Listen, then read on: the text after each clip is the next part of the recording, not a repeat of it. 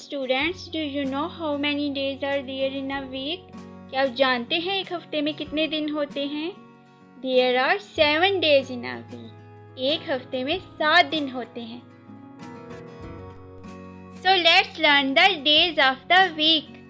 तो चलो सीखें हफ्ते के दिनों के नाम. हफ्ते का पहला दिन है सोमवार. सोमवार को हम इंग्लिश में मंडे कहते हैं. सोमवार के बाद आता है मंगल. मंगल को हम इंग्लिश में ट्यूसडे कहते हैं. क्या कहते हैं? ट्यूसडे. हफ्ते का तीसरा दिन है बुध, जिसे इंग्लिश में वेडनेसडे कहा जाता है. वेडनेसडे. चौथा दिन है जुमेरात.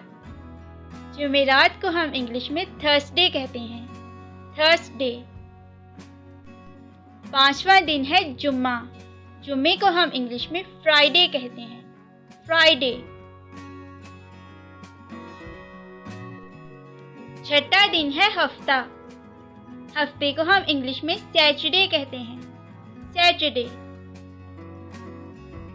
और सातवां दिन है इतवार. इतवार को इंग्लिश में संडे कहते हैं. संडे.